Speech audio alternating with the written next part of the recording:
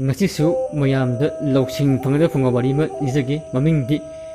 sajigu maibiga misang oiba warisi subeda mayamna ngapiyu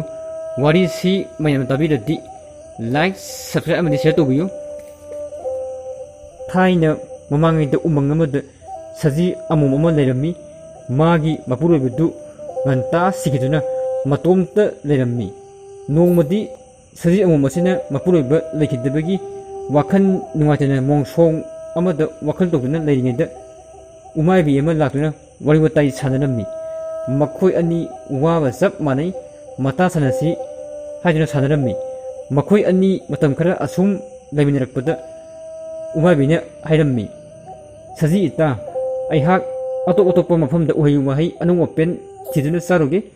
nangna karigumba awaba tarakwa matamda nata aibu hek kawru adudagi umabido paikiramme umang asimaktada lamhui amu amasu lerammi mana saji amu amsu ubada saningman kaduna mata sajinrammi adubu lamhuidagi mapungdadi karamba loksing puthokdaga saji asi sasige haibasi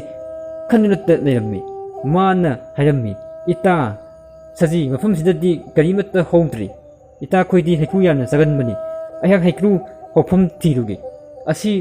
hayamdaga lamhuidu chatkirammi khara satlaga lang ama thaknambadu thingnabada lamhuina khalammi lang asida sajidu makhongna ama putharadi mana sienba ngamdana leiringaida aina maningongdu sesetana heksaba is hawkranida adudi ita saji lawrudaba yadre haidana sajigi manakta amuk laknammi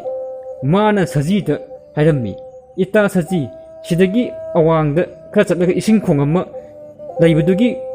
manakta haiku yamna hawbani pasu yamna panbani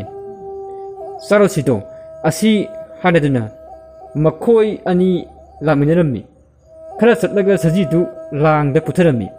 adubu hagatlang oiramduna lamhuina phangdaba mafamda sajidu makhongna ama thrak yanduna leirammi lamhuina sum khalai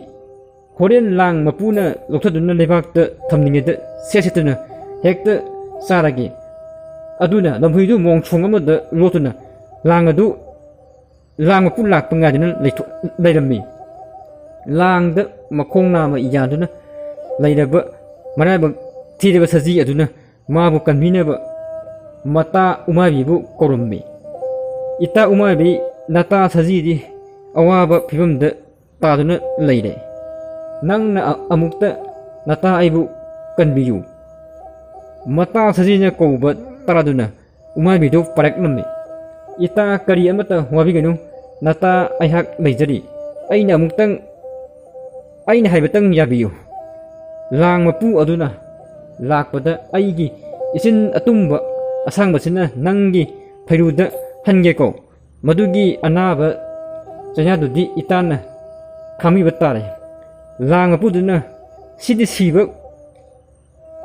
kuirambani hadina langdagi loktharaga thoksadana lebakta thamlammi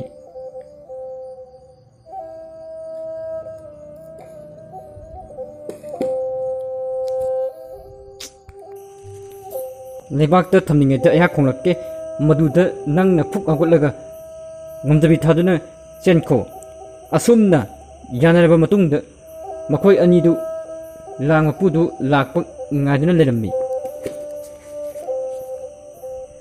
ngahak leraga lang mapudu lang kaiba laknammi mana lakpa matang sanana umaibina langda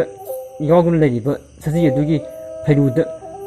atumba masunjuna handuna lerammi madu ubada langmapu sadanbana khalammi saji sidi kuinya langda yoguna siramme umabina halle pumba male sidi sabasu yararoi haduna kaya thosadana langdagi loktharaga laibakta thamlammi saji adusu siba sarammi asumna saji adu laibakta thamdaga mapuduna langdu amuk thaknabo hotnaringaida ꯎꯊꯛꯇꯒꯤ ꯃꯇꯥ ꯎꯃꯥꯏꯕꯤꯅ ꯀꯟꯅ ꯌꯥꯡꯅ ꯈꯣꯡꯂꯛꯄꯗ ꯁꯖꯤꯗꯨ ꯐꯨꯛ ꯍꯧꯒꯠꯂꯒ ꯑꯁꯣꯡꯕ ꯅꯥꯄꯤ ꯃꯔꯛꯇ ꯆꯦꯟꯈꯤꯔꯝꯃꯤ꯫ ꯁꯗꯥꯟꯕꯅ ꯃꯗꯨ ꯎꯕꯗ ꯃꯈꯨꯠꯇ ꯇꯥ ꯑꯃ ꯄꯥꯏꯗꯨꯅ ꯁꯖꯤꯗꯨ ꯀꯣꯏꯇꯥꯟ ꯇꯥꯟꯅꯔꯝꯃꯤ꯫ ꯁꯖꯤꯗꯨꯗꯤ ꯃꯣꯡꯁꯣꯡ ꯃꯔꯛꯇꯨꯗ ꯑꯗꯨꯝ ꯃꯥꯡꯈ꯭ꯔꯦ, ꯊꯤꯕ ꯐꯪꯗ꯭ꯔꯦ꯫ ꯃꯥꯒꯨꯝꯕ ꯁꯥꯟꯅꯕꯨ ꯂꯥꯛꯆꯩꯗ ꯍꯥꯏꯗꯨꯅ ꯁꯗꯥꯟꯕꯗꯨ ꯁꯥꯎꯅ ꯍꯜꯂꯛꯄꯗ ꯉꯁꯥꯏ ꯃꯈꯩ ꯂꯨꯝꯗꯨꯅ ꯂꯩꯔꯤꯕ ꯂꯝꯍꯨꯏꯗꯨ ꯊꯦꯡꯅꯔꯝꯃꯤ꯫ ꯁꯖꯤ ꯑꯃ ꯆꯦꯟꯈꯤꯕꯗ ꯁꯥꯎꯗꯨꯅ ꯑꯎꯕ ꯁꯥ ꯑꯃ ꯍꯦꯛꯇ ꯍꯥꯠꯂꯒꯦ ꯈꯟꯗꯨꯅ ꯂꯥꯛꯂꯤꯕ ꯁꯗꯥꯟꯕꯅ ꯃꯈꯨꯠꯇ ꯄꯥꯏꯔꯤꯕ ꯃꯆꯤꯟ ꯇꯨꯝꯈ꯭ꯔꯕ ꯇꯥ ꯑꯗꯨ ꯂꯪꯕꯗ ꯂꯝꯍꯨꯏꯒꯤ ꯃꯕꯨꯛꯇ ꯄꯥꯟꯗꯨꯅ ꯐꯥꯎꯔꯦꯡ ꯂꯦꯡꯕꯗꯒꯤ ꯂꯝꯍꯨꯏꯗꯨ ꯁꯤꯔꯝꯃꯤ꯫ ꯂꯥꯡ ꯃꯄꯨ ꯁꯗꯥꯟꯕꯗꯨ ꯉꯁꯤꯒꯤ ꯂꯥꯏꯅ ꯇꯝꯕꯅꯤ ꯆꯤꯜꯍꯥꯎ ꯊꯤꯕ ꯌꯥꯗ꯭ꯔꯤ ꯍꯥꯏꯗꯨꯅ ꯄꯥꯅ ꯄꯥꯟꯗꯨꯅ ꯁꯤꯔꯕ ꯂꯝꯍꯨꯏ ꯑꯗꯨ ꯃꯔꯦꯡꯕꯥꯟꯗ ꯊꯣꯡꯒꯠꯇꯨꯅ ꯃꯌꯨꯝ ꯇꯝꯅ ꯂꯥꯛꯂꯝꯃꯤ꯫ ꯂꯥꯟꯖꯗꯕ ꯁꯖꯤ ꯑꯃꯣꯝ ꯑꯗꯨ ꯌꯦꯛꯅ ꯈꯨꯔꯧ ꯆꯦꯟꯗ꯭ꯔꯦ, ꯃꯇꯥ ꯎꯃꯥꯏꯕꯤꯒ ꯂꯣꯏꯅꯅ ꯎꯃꯪ ꯑꯗꯨꯗ ꯅꯨꯡꯉꯥꯏꯅ ꯄꯥꯟꯈꯤꯔꯝꯃꯤ꯫ ꯃꯤꯒꯤ ꯃꯥꯡꯅꯕ ꯇꯧꯔꯒ ꯑꯩꯒꯤ ꯃꯥꯡꯉꯤ ꯍꯥꯏꯕꯗꯨꯅꯤ꯫ ꯁꯖꯤꯕꯨ ꯍꯥꯠꯅꯕ ꯇꯧꯔꯨꯕ ꯂꯝꯍꯨꯏꯗꯨ ꯃꯔꯥꯟꯒꯤ ꯃꯇꯤꯛ ꯊꯣꯛꯄ ꯆꯩꯔꯥꯛ ꯐꯪꯗꯨꯅ ꯁꯗꯥꯟꯕꯒꯤ ꯇꯥꯅ ꯃꯕꯨꯛꯇ ꯂꯦꯡꯗꯨꯅ ꯊꯋꯥꯏ ꯃꯥꯡꯈꯤ꯫